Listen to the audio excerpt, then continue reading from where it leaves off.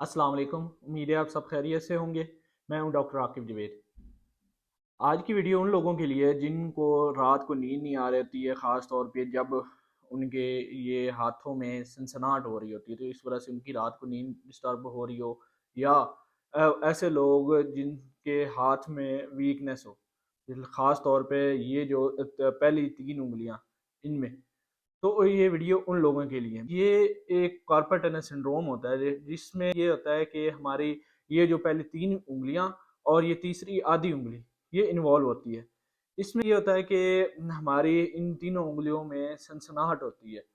सनसनाहट feel होती है जिसकी वज़ह से हमें अक्सर रात को हम हमारी नींद ख़राब हो जाती है।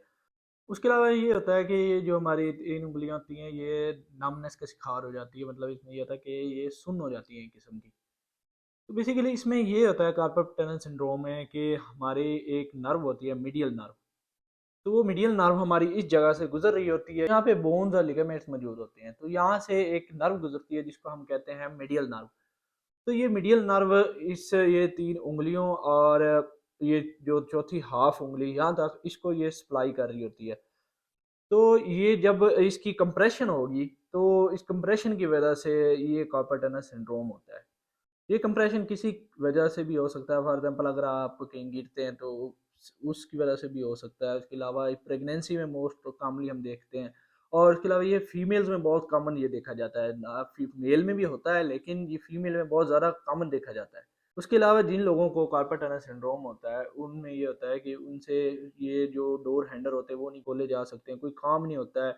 उसके अलावा रात को अचानक सनसनाहट होती है हाथों में जिसकी वजह से उनकी नींद ख़राब हो जाती है। उसके अलावा उनसे ये जो ड्राइविंग वगैरह नहीं हो सकती, कोई किसी किस्म का काम नहीं हो सकता। तो इसका हम चेक कैसे कर सकते हैं? इसमें ये चेक ये करते हैं कि हम फ़र्स्ट ऑफ़ ऑल एक टेस्ट होता है पिटिंग टेस्ट। उसमें ये होता है कि जो हमारा न्यूरोलॉजिस्ट होता है वो इस जगह पे टैपिंग करता है।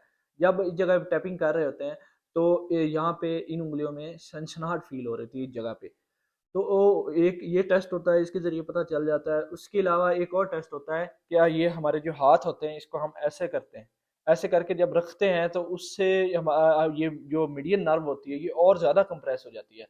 तो उससे ये होता है कि हमारे और ज़्यादा पेन और ये नमनेस हमारा ये सुन सुन और ज़्यादा हो जाती है ये वाली जगह। तो इससे भी पता चलता है कि ये कार्पल टनल सिंड्रोम है। और इसके अलावा एक टेस्ट होता है जिसको हम ये इलेक्ट्रोमायोग्राफी कहते हैं।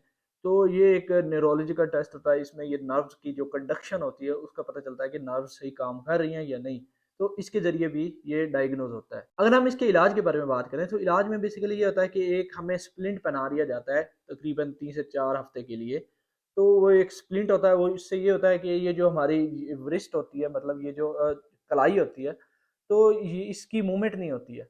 तो उससे भी ये बेहतर हो जाता है। उसके अलावा एक दूसरा ये करते हैं कि कुछ स्टेरॉइड के इंजेक्शन होते हैं, वो इस जगह के अंदर लगाए जाते हैं। ये जो टनल होती है इसके अंदर लगाए जाते हैं।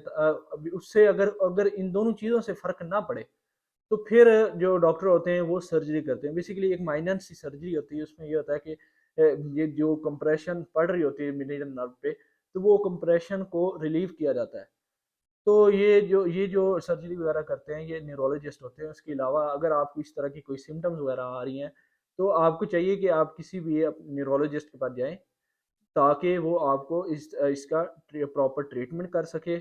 उम्मीद है आपको इसके बारे में क्लियर हो चुका होगा। मिलते हैं नेक्स्ट वीडियो में एक नए टॉपिक के साथ। खुदा हाफिज़।